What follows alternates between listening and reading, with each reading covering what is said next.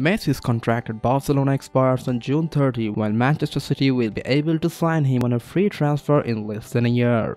So let's take a look at how Messi could line up for Pep Guardiola's Manchester City in 2021. While Messi is still arguably the best footballer on the planet, he isn't anywhere near as physically dominant as he once was. Using data, we can see that Messi's pressure per 90 in the attacking and middle thirds has seen a steady decline, so he would not be able to lead City's press from the front as effectively as their current forwards. Guardiola usually set up his side in 4-3-3 with the wingers expected to hold the wide in order to open up the half spaces for their free A's to operate in, with the fullbacks moving centrally to take up the space vacated by the advanced midfielders.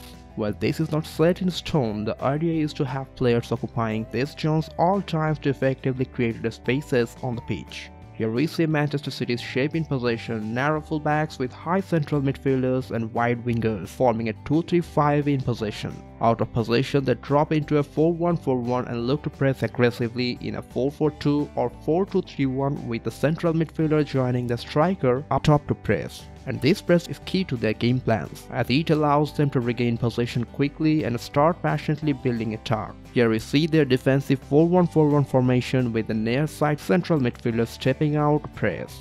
Despite most often starting out on the right wing, Messi almost never plays as an actual right winger, instead coming centrally and looking to pick up ball behind the opposition's midfield and run at their backline in order to create chances for teammates as well as create shooting opportunities for himself, leaving spaces out wide to be occupied by an attacking fullback. Here, Messi has dropped deep behind Inter's midfield to receive the ball, contrasting that and Antoine Griezmann's positioning on the first side.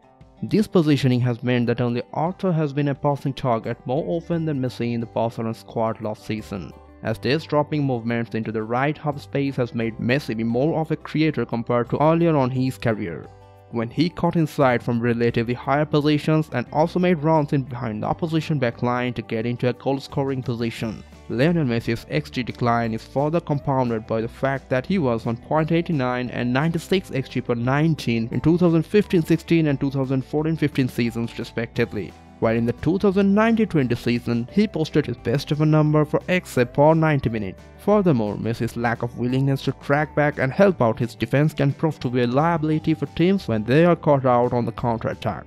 Here, Barcelona have lost their ball against Inter Milan, but Messi doesn't make a recovery run, leaving Sergio Roberto in a potential 2 vs 1 situation with runners either side of him. On the other hand, the Manchester City winger is expected to make such recovery runs to help out their fullbacks. Not only does Messi frequently drop into the right half space to pick up the ball, which is the same zones that Kevin De Bruyne tends to occupy, he is also a defensive liability on that side, as he often fails to track back his fullback and does not contribute to the press, as seen in the heat map. Now, here are 2 ways that Guardiola could utilize Messi at Manchester City. The first one is false 9. Guardiola could return Messi to the role he played his best football in order to maximize his output without sacrificing the defensive structure of the team. But the question is, what pieces Guardiola would fit around him? The first tactical change could come in form of the pressing structure. While City currently press in a 4-4-2 or 4-2-3-1, this could be adapted to a 4-3-1-2 pressing scheme to fit Messi's lack of work rate of the ball. Messi isn't going to lead the press from the front, so he should be supplemented with willing pressers either side of him, which makes a strong case for Gabriel Jesus, who averaged 10.6 final third pressures in the 1920 season, and Raheem Sterling, who also is a willing presser with 5.7 final third pressure to feature either side of him. Both players are diligent pressers who are also capable of tracking back and aiding their fullback on the defensive end. Riyad Mahrez could also do a job there, as he also is an effective presser and has improved his defensive game since arriving at the Etihad. Rather than the striker leading the press from the front, Guardiola could tweak his system to have the wingers lead the press, with the striker sitting on the opposition pivot, as Bayern Munich and Liverpool do so well by having their wingers press the opposition centre-backs while having the opposition full-backs in their cover shadow. Manchester City's wingers would be tasked with pressing the centre-backs while keeping the full-backs in their cover shadows, while Messi sits on the position pivot and block passes into the midfield.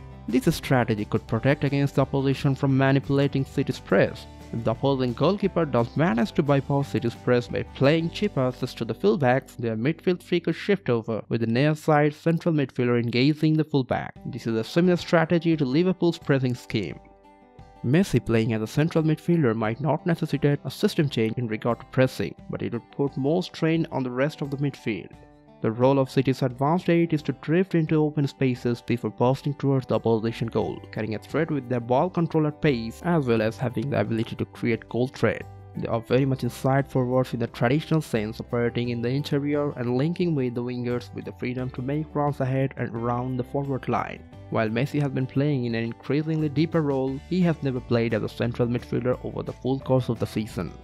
Although he has the vision and creativity to feed the likes of Sterling and Jesus with pinpoint passes, City may need to purchase another midfielder to compensate Messi's lack of off-the-ball work due to Rodgers' defensive shortcomings and the fact that Fernandinho turns 36 at the end of the current season. There is also the issue that De Bruyne is already playing in the right side at midfield position and performing at a world-class level, which would likely force Messi to play on the left side of midfield.